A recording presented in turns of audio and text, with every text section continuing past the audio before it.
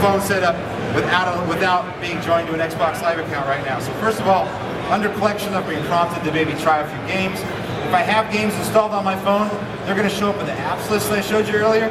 They're also going to show up here, just so that it only makes sense. If I want to play one of my games, I go to the Games Hub, and here they are.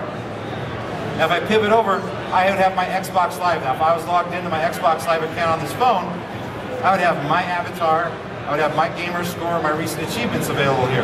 Now through Xbox Live, I not only have access to those things, but I can earn achievements by playing games on the phone. So I can play games interactively with my friends on their phones, or I can also earn achievements through playing different games. Those achievements will show up in my Xbox Live score, so sort of bragging rights things for those of us who are gamers. And if I pivot again, it just kind of goes around the horn. If I was also on Xbox Live, I'd have other things like Spotlight available to me. The hub would actually expand and add some panels automatically with more information for me. Now pictures are really important for people with mobile phones. Everybody out there's got a phone, it's got a camera on it, I'm sure, and you always take pictures all the time. But how you work with the pictures is very important. We talked to a lot of customers, we found out, how do you like to work with pictures? How do you want to get around? So what we did was we designed the Games Hub. This is one of my favorite hubs, just because it makes sense. This is where I go to work with my pictures. Anything I want to do with my pictures, I do in the Games Hub. I don't have to go to other applications to do that, to upload them, to download them, to edit them. I can do it all right here inside the Games Hub. Let's say Games Hub in the Pictures Hub. To be clear, it's the Pictures Hub for the pictures, not the Games Hub. So first of all, I've got access to my gallery. If I pan over, here I have the most recent photos that I've been working with and looking at. I can dive into any of those at any time. So I can pull one up. I can do a little pinchy zoom. Obviously that works everywhere where you'd expect it to work. Or if I tap down below at the bottom, I get an advanced menu of different things I can do. I can post these up to Facebook or Live. I can comment on the photo when I post it. Or if I have other applications maybe to edit my photos, they would also be accessible here, and it would automatically move the photo into that application for me and allow me to edit it and resave it.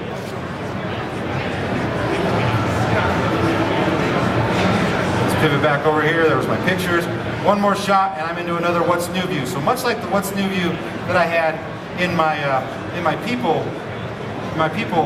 hub, here I have What's New view that is filtered by photos only. So I'm not getting the photo that says somebody's going taking their dog to the dog park for a walk. All I'm getting is an update of the photos, of the pictures that people have uploaded to their Live and Facebook accounts here. So I get a nice filtered view, and I can go into any of these pictures with a single touch. I can comment on them, I can view them, I can flip through them, whatever I need to do. So everything's one touch away with pictures. Now the gallery is a nice one too. So if I go into the All in Gallery, I'll get a view here. Thanks. Come on, baby. There we go. Pre-beta code again.